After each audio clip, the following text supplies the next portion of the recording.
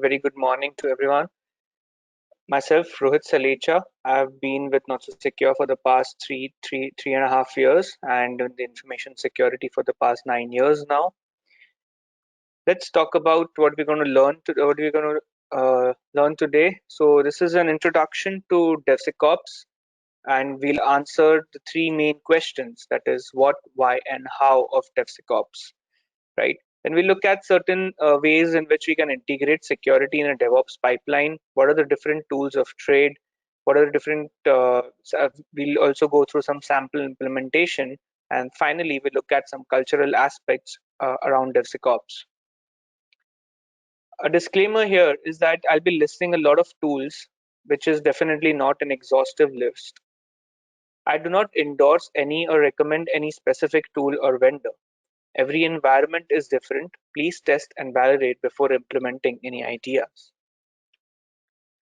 Now, how would you define DevOps?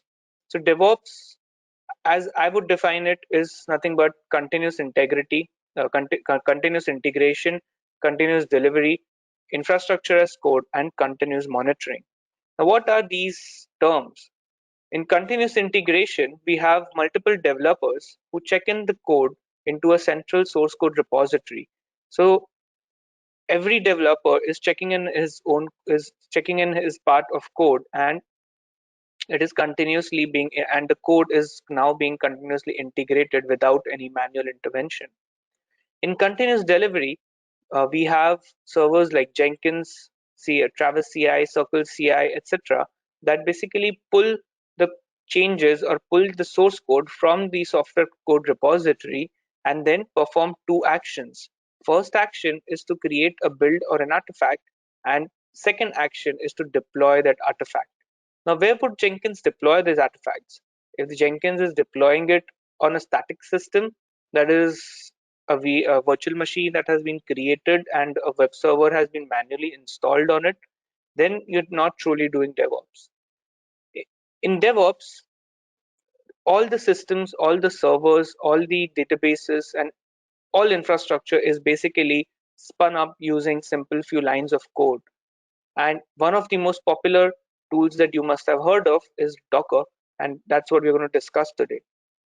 So Jenkins basically creates a Docker, bundles the entire application and creates a Docker image of that particular application or that particular server.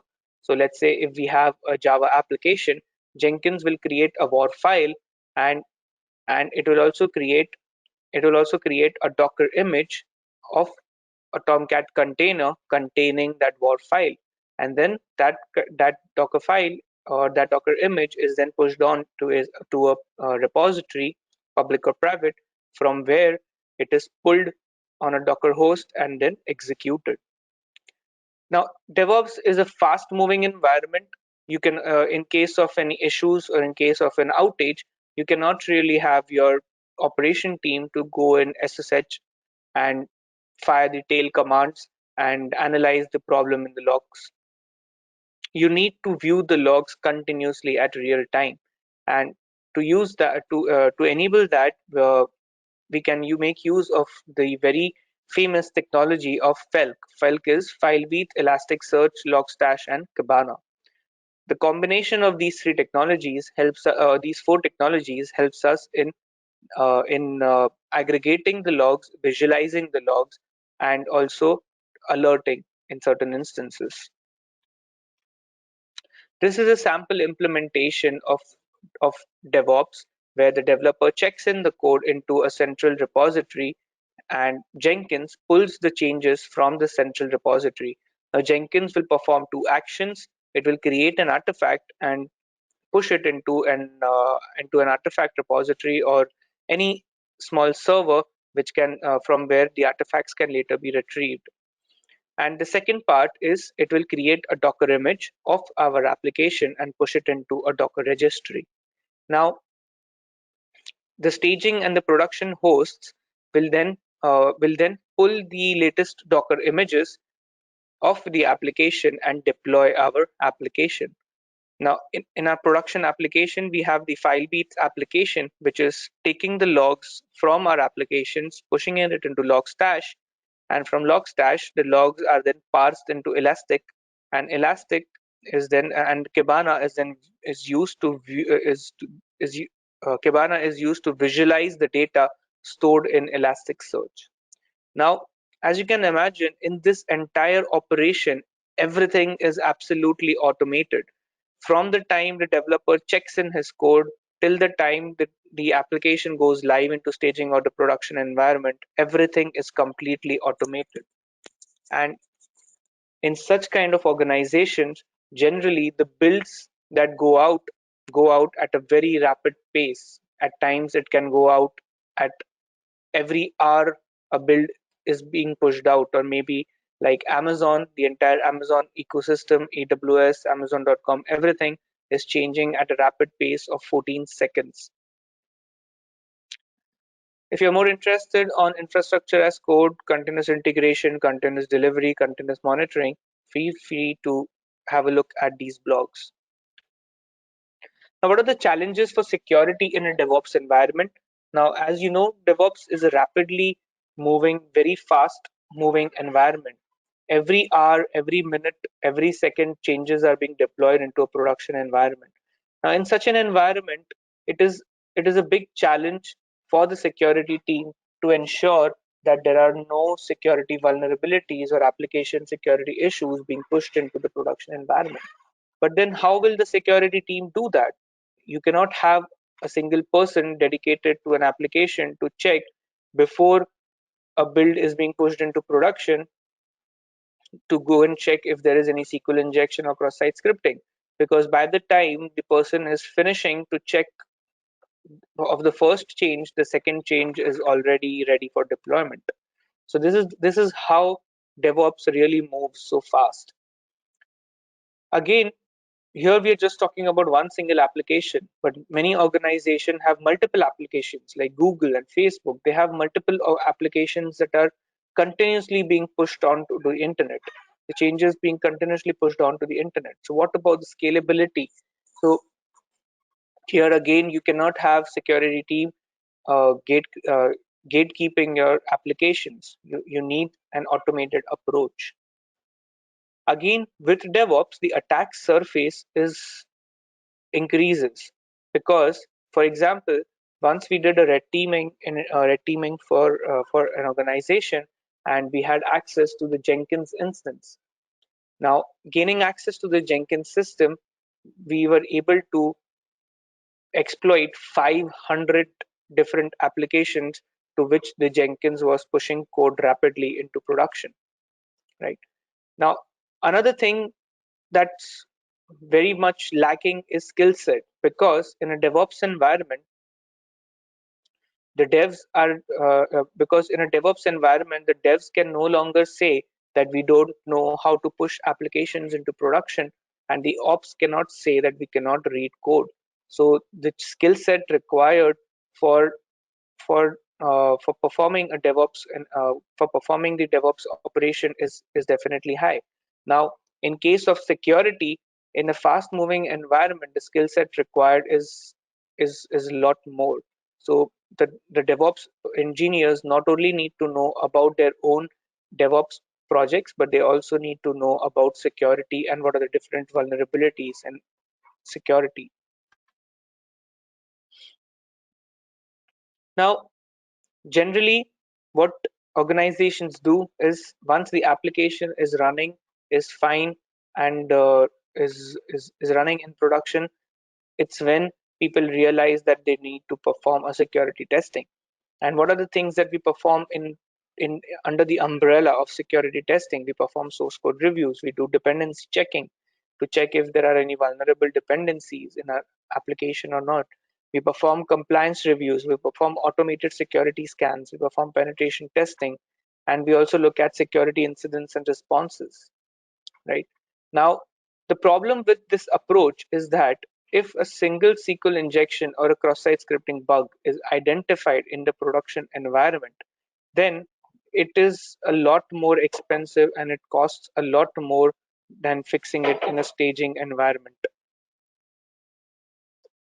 Right.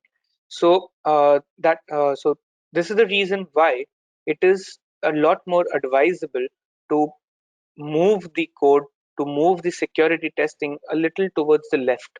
So for example, you take even the most simplest static analysis security testing static analysis security testing uh, tool, and push it in and push it into the pipeline, right? What you get is what you get it can very easily identify a SQL injection vulnerability. Now if you move that into a secure into if you move that uh, into the pipeline a little more before the application gets deployed into the production, then what you get is that the vulnerability is identified a lot more earlier, and you don't have to fix it into the production environment. You are fixing it a lot more earlier into the staging, even before the application actually reaches the staging environment. Now, not just the normal code review, but what about if you perform the entire suite of all the security testing, that is compliance review, the penetration testing, your dependency checking, your automated source code review. If everything is performed before the application goes into production, is what we can basically called as a shift left methodology, or what we can achieve through this is what we call as DevSecOps. Now, what exactly is DevSecOps? DevSecOps, the final effort of DevSecOps is to make secure by default. So how that can be done is by integrating security via different tools, creating so you inject your SAST, you inject your dependency scanning, you inject your container scanning tools, etc. All kinds of tools within your pipeline. Now, how that can be done is, and again, the tools that you're integrating, they cannot be manually executed. They all have to be executed in an automated fashion, and that's how you basically get a security as code culture. So right from the start, that is from the time the application gets pushed into Jenkins up to the time when it gets deployed into production, all the tools must be executed in a timely manner, in an effort based manner, right? And lastly, DevSecOps will be successful only when you promote cross-skilling. And cross-skilling can be promoted by educating your devs or your ops with security knowledge. What about you explain them about security vulnerabilities, you explain them about security issues. Now, why do we need DevSecOps? As I said earlier, DevOps moves at a very rapid pace. Because things are deployed at large scale and at very fast pace. Now, in that kind of an environment, DevSecOps makes it easier to manage the rapid pace of development by integrating these various tools into your pipeline. DevSecOps allows for a much smoother scaling of processes. So once you have identified a tool and integrated in one application, you can take it and push it to different different other applications in your organization, and ensure and you basically get a good scalability. Also, DevSecOps helps in creating a secure by default environment. Now, how does DevSecOps help in creating a secure by default environment? Because as the tools start spooling out vulnerabilities, the developers will take some time in understanding those vulnerabilities. But after a certain time, after a certain age or maturity level, the developers will start coding things securely, will start deploying the infrastructure securely, right? So that's how the entire process uh, helps in gets created by us. So an entire secure by default environment gets created due to the positive feedback that is coming out of these tools. Now, how do we do DevSecOps? The first thing that we need to do is at the developers and at the developers workstation, install what we call as pre-commit hooks. Now, what are these pre-commit hooks? Now, you guys must have heard a lot about these breaches that have happened where sensitive information gets leaked into sensitive information that, gets leaked into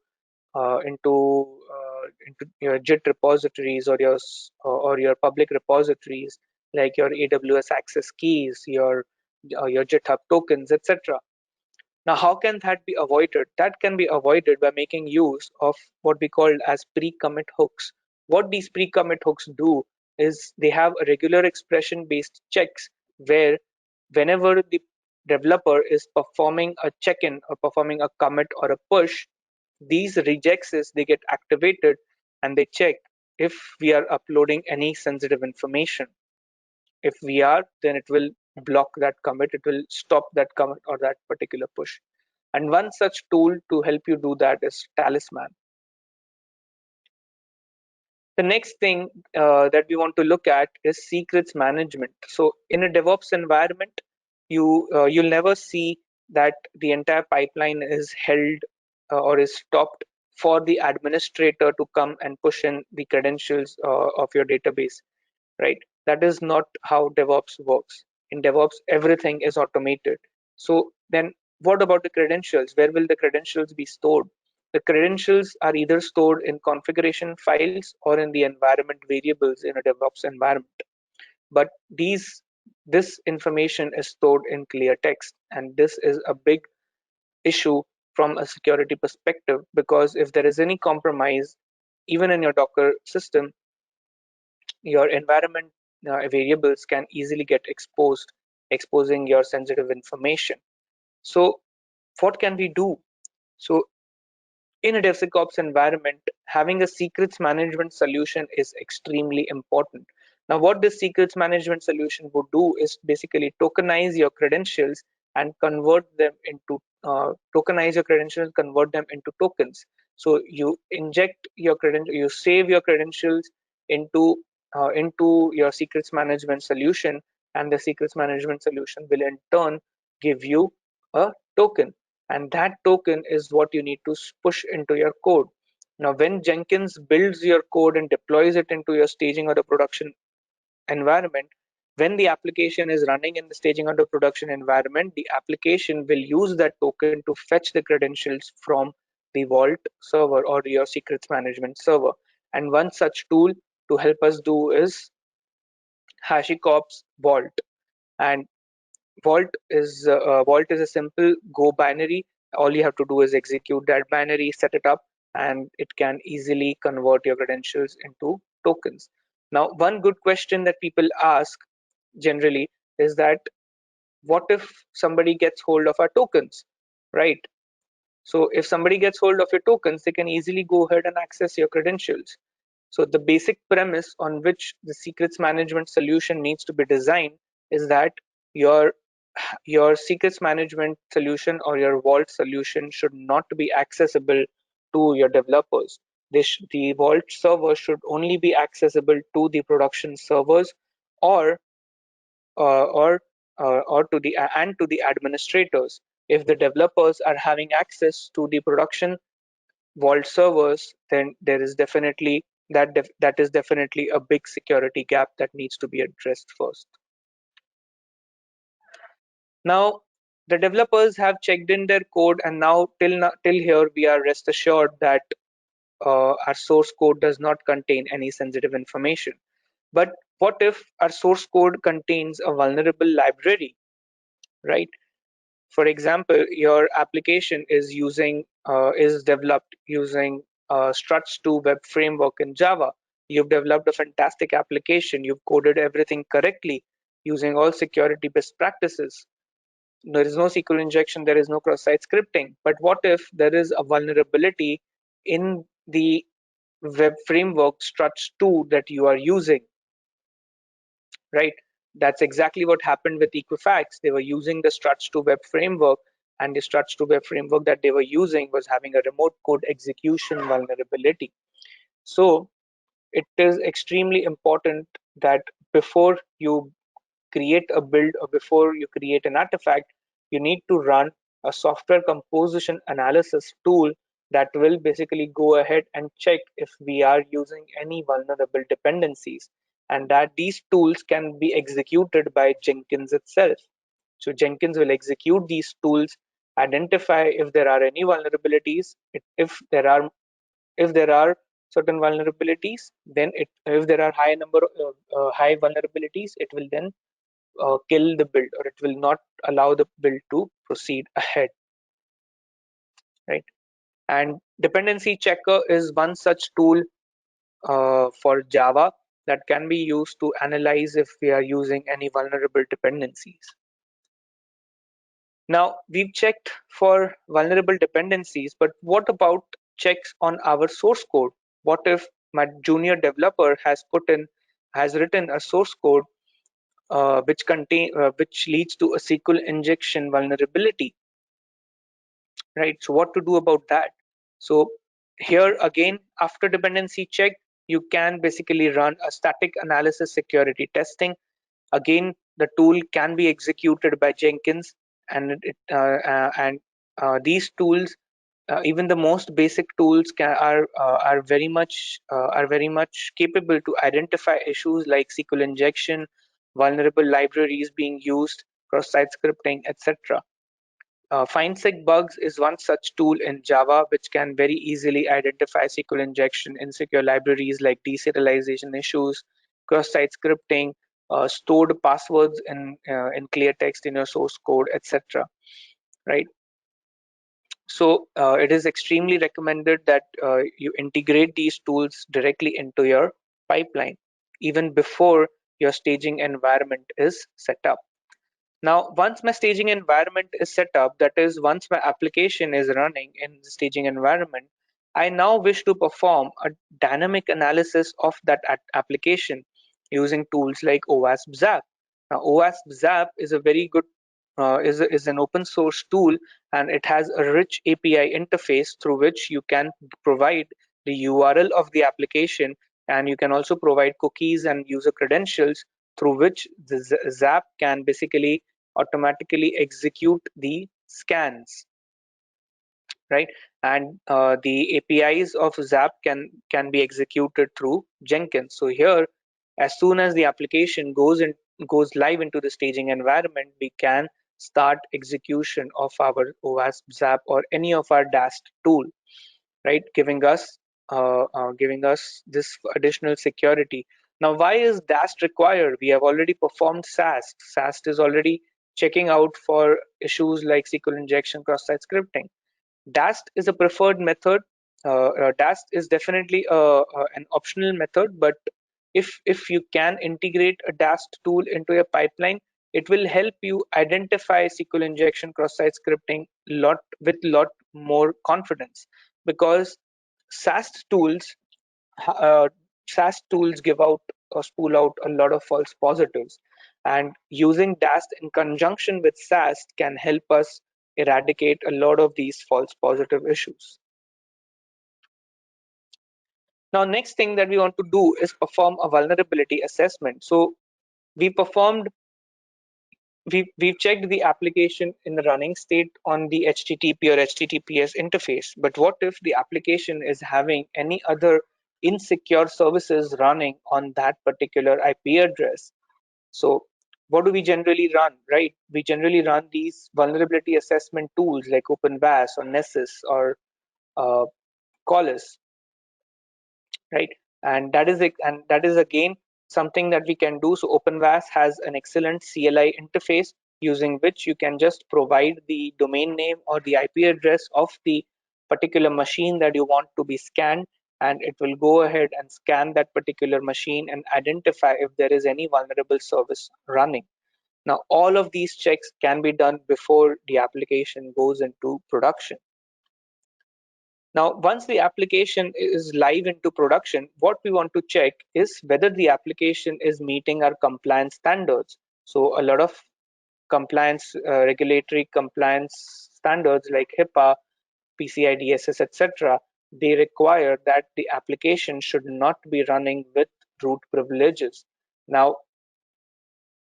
a lot of developers, they create Docker images, and those Docker images are by default executed with root privileges, and that basically runs your application with root privileges as well, and that is in violation of any compliance regulatory standard, because almost all generic IT security compliance standards or best practices state that you should never run your services with root privileges or administrator privileges as far as possible, right?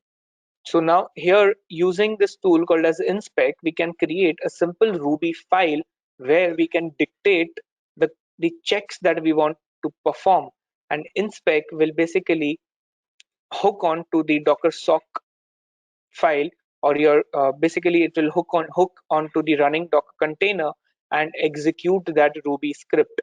And using that Ruby script, we can then identify whether whether the Docker container that is running is compliant against our standards or not. Now, the next thing that we want to do is perform a container scanning, because a lot of our developers, they directly pull these images from Docker Hub or from other open source libraries. Now, we don't know the security posture of these open source libraries, whether these Docker images have been created with security in mind or not. So for that, what we want to do is perform the container security scanning using a tool called as Trivy. Now, Trivy basically executes all the scanning directly on the Docker registry, and it scans all the images and spools out all the vulnerability data. Now, vulnerability management lies at the heart of DevSecOps. Why? Because all of these tools that we've discussed so far, dependency check, findsec bugs, Trivy, OpenVAS, inspect, or Zap, right? All of these tools will generate vulnerability data in different shapes and formats. Now, if you give the reports of these individual tools to your developer will simply throw it out of the window.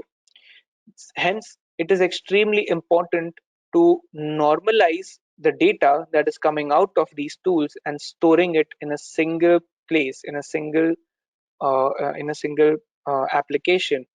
And one such application that has been designed for this sole purpose is Archery, which is ArcherySec, which basically ingests data from all these tools that we've discussed so far and shows us in an interesting, in a very nice dashboard manner. Finally, we also want to till now, whatever we've discussed or whatever we've done gives us a good level of security assurance that we don't have any SQL injection, we don't have any cross-site scripting, we are not using any vulnerable dependency, our containers are fine, our containers are secure and compliant, we are not running any unnecessary services. But what if there is a zero-day attack, or what if there is somebody has still found a SQL injection issue in our application? We would still want to go ahead and stop that, and not just stop that, but also identify the endpoint where it is being exploited, right? And this is where mod security comes into play. So mod security is a web application firewall that will sit in front of our production application and identify any potential attacks on our application, right? And this is the complete DevSecOps, and this is how you can have this is a sample DevSecOps lab that we have created for our DevSecOps training, and this is the high-level architecture of that entire lab. Now let's look at the video of all the stages that we have discussed so far.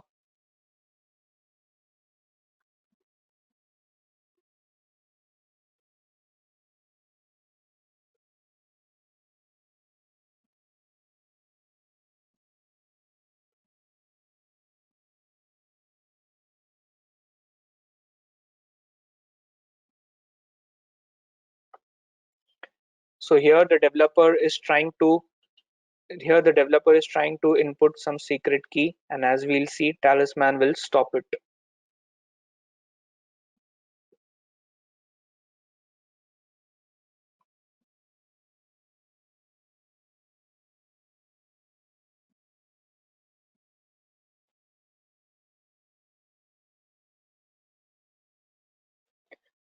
Now here we've run dependency check, and dependency check has identified 38 high severity issues.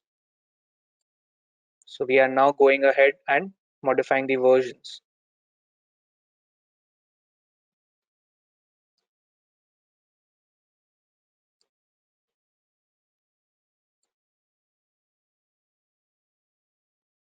Now we are executing the findsec bugs application, and it has identified one high severity issue.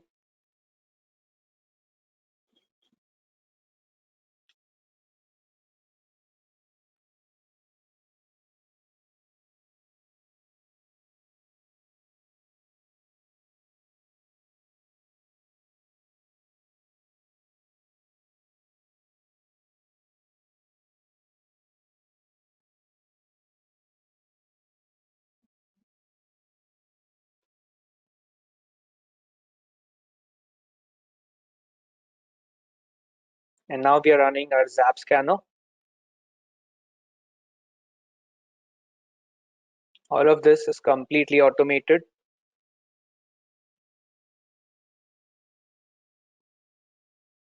Now we shall execute the scans on our infrastructure. So Claire is another tool that can perform container scanning.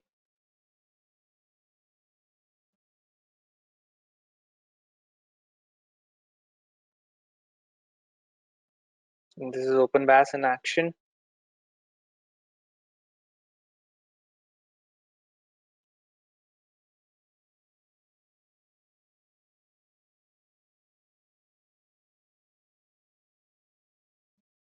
And here we are auditing the Tomcat Docker image using inspec.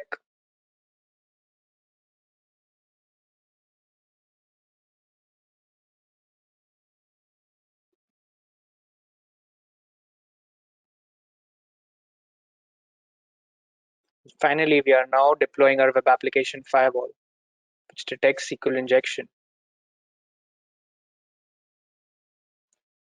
And the entire ELK system has been set up to identify the endpoint.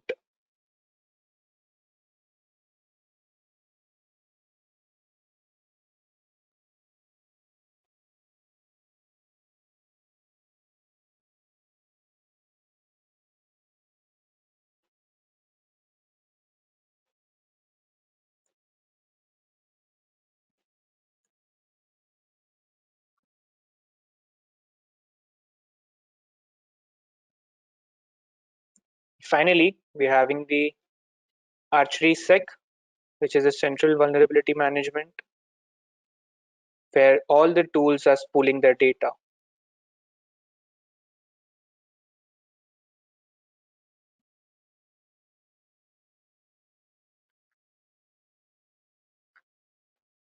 So I hope you guys enjoyed this video. The video is live on YouTube at this particular link. You guys can go ahead and see it.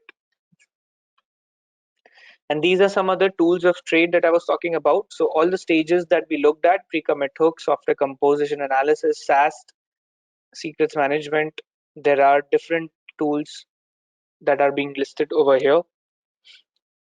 You guys can go ahead and try any of these tools. Now, does programming language really matter? So programming language will matter only in the SAST and the software composition analysis stage, because different tools, because certain tools have support only for specific languages. There are, however, tools like SonarQube that support multiple languages as well. So these are the different language specific tools for software composition analysis and source code static analysis. And this is a sample implementation of the entire DevSecOps lab for Ruby. Now, the thing to note here is that we've changed only the SAST and the SCA tool. Same goes with PHP. Again, we've changed only the SAST and the SCA tool. Same goes with Python. We've replaced with Pandit and Safety. And finally, Node.js. We have Node.js Canon and npm check. Now, the simple thing with DevSecOps and whatever we've discussed till now was all technical solutions, but all of these technical solutions will go waste if we are not focusing on the cultural aspect. Now, the cultural aspect, it's very important to understand is that the developers are more engaged into functionality. They are not fixing security issues is a big headache for them as well, right? So you need to encourage the security mindset uh, by creating bug bounties, or by awarding the developers for finding security related issues, right? Security team also needs to collaborate and train the developers regarding the different tools and different techniques of different vulnerabilities, right? Focusing on collaboration and inclusive culture is the most important aspect in terms of culture. So the basic thing is that the security team should try to eliminate the need of dedicated security team, and all the changes in the environment, all the trainings and all the bug bounty programs, etc., should be driven by the security team, so that they create what we call as security champions. Security champions are basically those individuals within the organization that are not from the security team, but are actually people from the development or the operations team that have the security know-how or have the security mindset. Few references.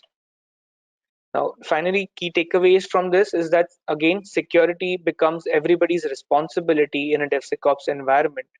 So a developer cannot say that security is not my responsibility, or an ops guy cannot say, I don't look after security, please go to the security team.